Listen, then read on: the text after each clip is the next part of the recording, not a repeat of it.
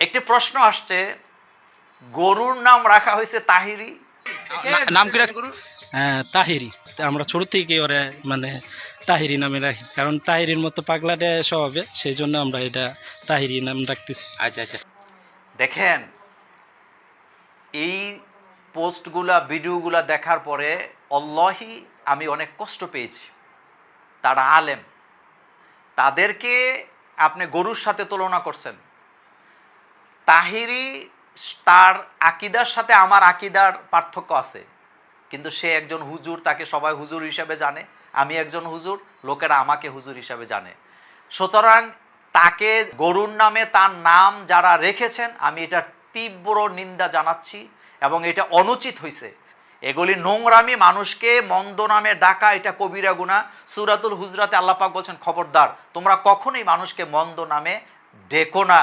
অথচ আমরা কি করতেছি, আলেম ওলামার সম্মান এতটাই নিচে নামিয়ে দিচ্ছে। আমরা একবার চিন্তা করি না, আমি যে অন্যের ইজ্জত নিয়ে টানাটানি করি, আমার ইজ্জতের মালিকও তো আল্লাহ, তিনি কিন্তু আমাকে বেইজ্জতি করে ছাড়বেন। সুতরাং আমরা এই ধরনের কোনো কৃষ্টি কালচারকে সমর্থন তো করিই না, বরং তীব্র নিন্দা জানাচ্ছি।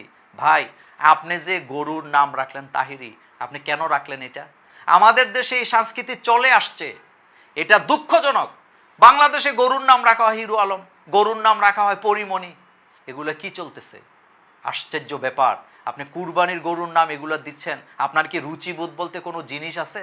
অথচ আল্লাহ কোরআনে বলছেন, তাসুরুন নাজিরিন, তুমি ওই পশুকে আমার জন্য কুরবানি করো যেটা দেখলে তোমার চক্ষু শীতল হয়, তোমার পছন্দ হয়, তোমার চোখ জুড়ে যায়। আপনি সেই পশুকে জবে করবেন যেটা আপনার পছন্দ, আপনার দৃষ্টিনন্দন। অথচ আপনি এগুলা নিয়ে খেলাধুলার মতো একটা তামসা লাগায় দিয়েছেন।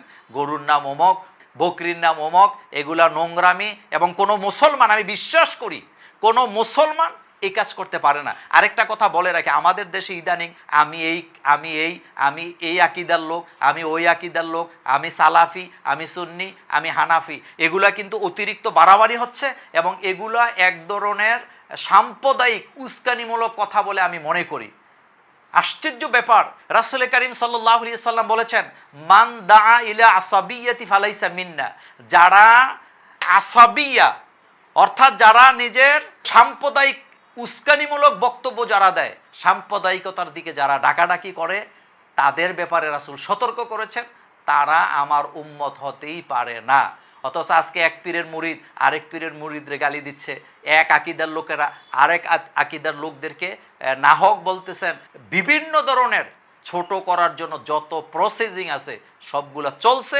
আল্লাহ পাক এই জাতিকে এই নোংরামি থেকে হেফাজত করুক এবং পশুর নাম, বিভিন্ন জনের নাম দিয়ে হ্যায় প্রতিপন্ন করা, এই মানসিকতা থেকে আল্লাহ আমাদেরকে হেফাজত করুক, এখান থেকে ফিরে আসার তৌফিক দান করুক।